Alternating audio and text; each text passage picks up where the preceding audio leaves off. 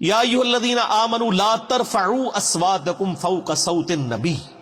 بڑی اہم ترین یہ آیات آ رہی ہیں اگلی دو. اے ایمان والو، اپنی آوازوں کو مت بلند کرو نبی صلی اللہ علیہ وآلہ وسلم کی آواز سے. وَلَا تَجْهَرُوا لَهُ بِالْقَوْلِ كَجَهْرِ بَعْضِكُمْ لِبَعْضٍ، اور آپ صلی اللہ علیہ وآلہ وسلم کے ساتھ اس طریقے سے اونچی آواز میں گفتگو مت کرو جس طرح تم آپس میں ایک دوسرے کے ساتھ کرتے ہو. آپ صلی اللہ علیہ وآلہ وسلم کا ایک پروٹوکول ہے، ان تحبط اعمالکم وانتم لا تشعرون. کہیں ایسا نہ ہو کہ تمہارے اعمال برباد کر دیے جائیں اور تمہیں خبر بھی نہ ہو. نبی علیہ السلام کی موجودگی میں آواز بلند کرنا یہ اتنا بڑا جرم اور گناہ ہے کہ اعمال بھی اکارت ہو جائیں گے اور تمہیں یہ پتہ بھی نہیں چلے گا کہ تمہارا بیڑا غرق ہو چکا ہے. اور یہ آیت آپ کو پتہ ہے کن لوگوں کے بارے میں نازل ہوئی ہیں جو اس امت کے سب سے بہترین لوگ ہیں؟ حضرت ابو بکر اور حضرت عمر رضی اللہ تعالی عنہما. یہ ان کو اللہ تعالی نے دھمکی لگائی تھی. تو سر ہم اور آپ کس کھیت کی مولی ہیں سر؟ اس کے کانٹیکسٹ میں صحیح بخاری میں امام بخاری ایک حدیث لے کے آئے ہیں. اسی چیپٹر کی انہوں نے ہیڈنگ بنائی ہے، کتاب التفسیر چیپٹر میں صحیح بخاری میں، اور ایک حدیث لے کے آئے ہیں. اور حدیث کے الفاظ ہی بہت رقت انگیز ہے. عبداللہ ابن ابی ملیکہ تابعی کہتے ہیں قریب تھا کہ اس مخلوق کے دو بہترین افراد تباہ و برباد ہو جاتے، یعنی ابو بکر اور عمر. وہ تباہی کے دہانے پر پہنچ گئے تھے جب انہوں نے رسول اللہ کے حضور آپس میں گفتگو کرتے ہوئے اپنی آوازوں کو بلند کیا. رسول اللہ کے ساتھ بدتمیزی نہیں کی سر، پوائنٹ ٹو بی نوٹڈ. آپس میں گفتگو کر رہے تھے نبی علیہ السلام کی موجودگی میں. اور پھر امام بخاری نے نقل کیا کہ بنو تمیم کا ایک وفد آیا تھا. تو نبی علیہ السلام کی عادت تھی جب بھی کوئی قبیلہ اسلام قبول کرتا تھا نا تو اس قبیلے کا کوئی نہ کوئی امیر مقرر کر دیتے تھے تاکہ بعد میں کمیونیکیشن صرف امیر کے ساتھ، قبیلے کے سردار کے ساتھ ہو.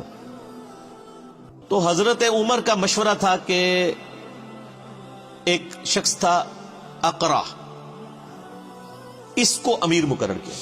تو حضرت ابو بکر نے کہا کہ نہیں، یہ شخص اتنا مناسب نہیں ہے. یہ جو دوسرا شخص ہے نا قعقاع بن عمرو التمیمی، یہ بہت بہادر تھا جس کے بارے میں حضرت ابو بکر کہا کرتے تھے نا یہ 1000 بندوں پہ بھاری ہے. اسی کو خالد بن ولید کے ساتھ جنگ یرموک کے لیے بھیجا تھا اور قادسیہ کے لیے بھی بعد میں. قعقاع بن عمرو التمیمی. تو حضرت ابو بکر کا مشورہ تھا قعقاع کو جو ہے نا یہ امیر مقرر کیا جائے. تو حضرت عمر نے کہا کہ ابو بکر آپ ہر مسئلے میں نا یعنی میرے ساتھ اختلاف کرتے ہیں، میرا مشورہ جو ہے زیادہ مناسب ہے. بس آپس میں تلخ کلامی ہو گئی. نبی علیہ السلام بیٹھے ہوئے تھے، آیات نازل ہوئی کہ نبی کی موجودگی میں آواز بھی بلند کی نا تو بیڑا غرق ہو جائے گا. اچھا، حضور کے ساتھ کوئی بدتمیزی نہیں کی آپ کی موجودگی میں. یہ آیات نازل ہوئی تو اس حدیث کے الفاظ ہیں کہ حضرت عبداللہ ابن زبیر کہتے ہیں یہ آیات جب نازل ہوئی تو حضرت ابو بکر، حضرت عمر جو ہے نا یہ تو نبی علیہ السلام کے سامنے اتنی پست آواز میں بولنا شروع کر دیا کہ آپ کو بات سنائی بھی نہیں دیتی تھی. سرگوشی میں بات کرنی شروع کر دی. ڈر گئے سارے ایمان والے، ڈر جاتے ہیں نا. حضور کے ساتھ جب بات کرتے تھے تو سرگوشی میں، اور حضور صلی اللہ علیہ وسلم کہتے تھے اونچا بولو مجھے سمجھ نہیں آ رہی. یہ بخاری کے الفاظ ہیں. اتنا ڈر گئے. تو اگر نبی علیہ السلام کی موجودگی میں آواز بلند کرنے سے ابو بکر اور عمر کے اعمال برباد ہو جائیں تو نبی علیہ السلام جس بات کا حکم فرما دے اس حکم کی کو مخالفت کر دے اس کا بیڑا غرق نہیں ہوگا. آج ہم کسی کو بتائیں کہ بخاری اور مسلم میں نماز کا طریقہ یہ لکھا ہے کہ نبی علیہ السلام رکوع میں جاتے وقت، رکوع سے اٹھتے وقت رفع الیدین کرتے تھے اور تم بھی اسی طریقے کے اوپر نماز پڑھو. اور وہ کہ جی میرے بابا جی یہ کہتے ہیں، میرے عالم صاحب یہ کہتے ہیں، میرے ابا جی تہنج پڑھ دینے، تو اس کے اعمال بچ جائیں گے. اگر نبی علیہ السلام کی موجودگی میں آپس میں گفتگو میں آواز بلند کرنا تباہ و برباد کر دے گا اعمال کو، اور نبی علیہ السلام جس بات کا حکم دے رہے ہیں اس سے مخالفت کرنا اس سے 1 کروڑ گنا بڑا جرم.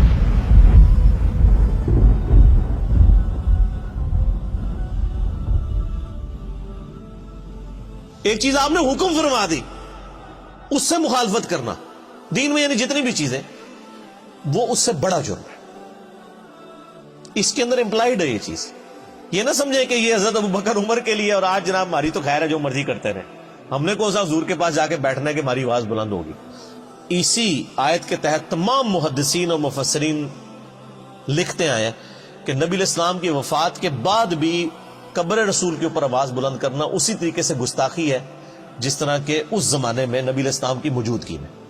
حتیٰ کہ صحیح بخاری میں موجود ہے, حضرت عمر ایک دفعہ رضی اللہ تعالیٰ عنہ مسجد نبوی میں, یعنی آپ نے دو بندوں کی گفتگو اونچی آواز سے سنی, آپ نے بلایا کدھر کے رہنے والے, وہ کہنے لگے ہم طائف سے ہیں. ان کا اگر تم مدینے کے ہوتے نا تو تمہاری کٹ لگاتا میں ادھر کہ تم رسول اللہ کی مسجد میں اپنی آواز کو بلند کر رہے ہو. یعنی اتنا احترام کروایا جاتا تھا کیونکہ نبی علیہ السلام کی قبر مبارک بھی بالکل مسجد کے ساتھ ایڈجسٹنٹ, حجرہ عائشہ سلام اللہ علیہا.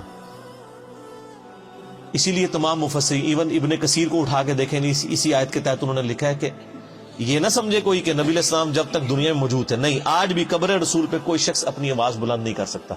اور آپ کو حیران کن بات بتاؤں, یہ سورۃ الحجرات کی آیات روضہ شریف کے اوپر آج بھی لکھی ہوئی ہیں. سر یہی دو آیات, آیت نمبر 2 اور 3, یہ لکھی ہوئی ہیں روضہ شریف کے اوپر, ایگزیکٹ جالیوں کے اوپر.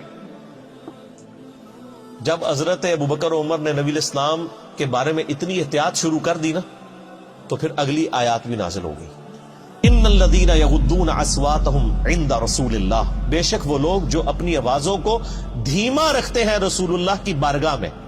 اولئک الذین امتحن اللہ قلوبهم للتقوی, یہی وہ لوگ ہیں جن کے دلوں کو اللہ نے پرہیزگاری کے لیے چن لیا ہے.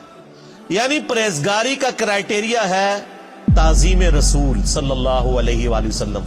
جو جتنا آپ صلی اللہ علیہ وآلہ وسلم کی عزت اور توقیر کرنے والا ہے وہ اتنا ہی متقی اور پرہیزگار ہے. اگر حضرت ابو بکر اور عمر رضی اللہ تعالی عنہما کی تقوی کا ٹیسٹ رسول اللہ کا ادب ہے تو سر پھر ہم لوگ پھر کس کھاتے میں آتے ہیں؟ اور یہ جو کچھ آج ہو رہا ہے کہ ہم لوگوں کو کتاب و سنت سے تعلیمات بتاتے ہیں اور لوگ اپنے بابوں کے شعر پڑھنا شروع کر دیتے ہیں, بابوں کی کتابیں لے کے آ جاتے ہیں. یہ کیا گستاخانہ رسول نہیں ہے؟ یہ بھی اسی لیول کے بلکہ اس سے بڑے گستاخانہ رسول ہوں گے کہ اگر یہ نبی علیہ السلام کی موجودگی میں آواز بلند کرتے, وہ چھوٹا جرم ہے اس مقابلے میں کہ آپ کوئی حکم دیں اور آپ کہیں جی میں نے تو اس پہ نہیں چلنا, میں نے تو اس چیز پہ چلنا. بہت بڑا لمحہ فکر. اسی کے تحت بخاری میں ایک اور حدیث ہے, ایک صحابی کی نیچرلی آواز اونچی تھی. جب یہ آیات نازل ہوئی نا, انہوں نے مسجد میں آنا ہی چھوڑ دیا, سر گھر بیٹھ گئے. نبی علیہ السلام نے پوچھا 3-4 دن ہوئے وہ بندہ نظر نہیں آ رہا, پتہ کرو بیمار ہے کیا ہے. پتہ کرنے گئے تو انہوں نے کہا جی میرے قرآن میں تو آیات نازل ہو گئی کہ جس کی آواز بھی بلند ہوئی تو مارا گیا, تو میری تو آواز ویسے ہی اونچی ہے, تو میں تو پھر وہاں پہ گیا تو میرا تو بیڑا غرق ہو جائے گا. اور وہ یہ سمجھ رہے کہ میرے بارے میں نازل ہوئی ہے, انہوں نے خود ہی ایزیوم کر لیا.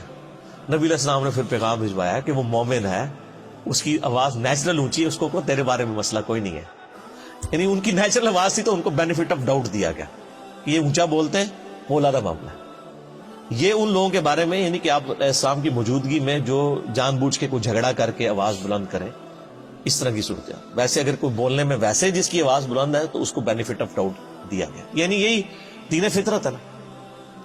تو بال صحابہ کرام کو آپ دیکھ لیں, اللہ فرماتا ہے ان کے دلوں کو ہم نے تقوی کے لیے چن لیا ہے. جو رسول اللہ کے حضور اپنی آوازوں کو پست کرتے ہیں, لہم مغفرۃ و اجر عظیم, ان کے لیے مغفرت بھی ہے اور بہت بڑا اجر ہے. جو نبی علیہ السلام کا ادب کرنے والے لوگ ہیں, آپ علیہ السلام کی بارگاہ میں مؤدب بن کے بیٹھتے ہیں. رسول اللہ علیہ وسلم کا ادب آج بھی اسی طریقے سے. قبر رسول کے سامنے یہ آیات اوپر لکھی ہوئی ہے روضہ شریف کے اوپر, اور وہاں پر بھی یعنی آپس میں تو گفتگو کرنی نہیں چاہیے کسی کو, اشاروں کے ساتھ گفتگو. اور آپ دیکھیں وہاں پہ جو لوگ یعنی انہوں نے لوگ کھڑے کیے ہوتے ہیں نا, یعنی وہاں پہ شرطے عرب حکومت کی طرف سے, تو وہ باقاعدہ یعنی لوگوں کو اشارے سے سمجھا رہے ہوتے ہیں, وہ اپنی آواز نہیں وہاں پہ نکالتے. ٹھیک ہے. اور ہمارے ماشاءاللہ پاکستانی اسلام عرض کرنے کے لیے جاتے ہیں نا تو پھر جالیوں کے سامنے کھڑے ہی ہو جاتے ہیں. وہ یہ بھول جاتے ہیں کہ پیچھے ہزاروں لوگ ہیں جو باب السلام سے داخل ہو کے باب البقیع سے انہوں نے باہر نکلنا ہے. یعنی ایک طرف سے لوگ داخل ہوتے ہیں اور پھر روضہ شریف پہ حاضری دے کے دوسرے دروازے سے باہر نکلنا ہے. اگر بیچ میں لوگ کھڑے ہو جائیں تو پچھلے والوں نے حاضری کیسے دینی ہے؟ تو چند لمحات کے لیے آپ کھڑے ہوں, صلاۃ والسلام عرض کریں, وہ 4 کتابوں میں صحیح سند کے ساتھ آیا ہے، المصنف ابن ابی شیبہ میں، اور الموطا امام مالک میں، سنن الکبریٰ البیہقی میں، اور فضل الصلاۃ علی النبی میں، اور مصنف ابن ابی شیبہ کا نمبر بھی مجھے یاد ہے 11793 کہ عبداللہ بن عمر جب بھی قبر رسول پہ حاضر ہوتے، جب کبھی بھی سفر کا ارادہ کرتے یا واپس آتے تو پہلے مسجد نبی میں 2 نفل پڑھتے، پھر روضہ شریف پہ آ کے عرض کرتے السلام علیکہ یا رسول اللہ، پھر السلام علیکہ یا ابا بکر، یعنی ساتھ ابو بکر کی قبر کے اوپر رضی اللہ تعالیٰ عنہما، اور پھر سیدنا عمر کی قبر کے اوپر السلام علیکہ یا عمر، اور بعض روایتوں میں آتا ہے السلام علیکہ یا ابتا، میرے باپ آپ پر سلام ہو۔ اور ابو داؤد میں حدیث ہے کہ میری قبر پہ میلہ نہ لگا لینا، دنیا کے کسی بھی حصے میں درود پڑھو گے اللہ تعالیٰ تمہارا درود میرے تک پہنچا دے گا۔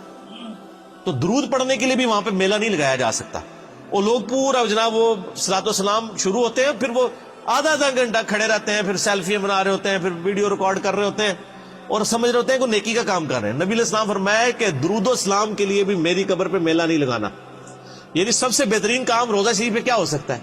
صلاۃ و سلام عرض کرنا۔ درود شریف صحیح مسلم میں حدیث ہے جو ایک دفعہ درود شریف پڑھے اللہ تعالیٰ اس پہ 10 رحمتیں نازل فرمائے گا، سنن نسائی میں موجود ہے 10 رحمتیں بھی نازل فرمائے گا، 10 گناہ بھی معاف کر دے گا، 10 درجات بھی بلند کر دے گا۔ لیکن فرمایا میری قبر پہ میلہ نہیں لگانا، درود کے لیے بھی سلام عرض کریں، دوسرے باہر نکل جائیں، باہر بیٹھ کے درود شریف پڑھیں، دنیا کے کسی حصے میں پڑھیں گے سلام پہنچ جائے گا۔ سنن نسائی میں حدیث ہے کہ کچھ فرشتے ہیں جو زمین میں سیاحت کرتے ہیں اور میرے امتیوں کا سلام میرے تک پہنچاتے رہتے ہیں۔ بخاری مسلم میں حدیث ہے جو آپ نماز میں پڑھتے ہیں السلام علیکم ایھا النبی ورحمۃ اللہ وبرکاتہ، السلام علینا وعلی عباد اللہ الصالحین، تو اللہ تعالیٰ زمین و اسمان میں ہر بندے تک جس پہ آپ سلام پڑھ رہے ہیں سلام پہنچ جائے گا۔ السلام علینا وعلی عباد اللہ الصالحین، عباد اللہ الصالحین میں تمام انبیاء، تمام فرشتے، تمام صحابہ اور صحیح العقیدہ جو اولیاء اللہ گزرے ہیں وہ سارے کے سارے شامل ہیں، اللہ تعالیٰ سلام پہنچا۔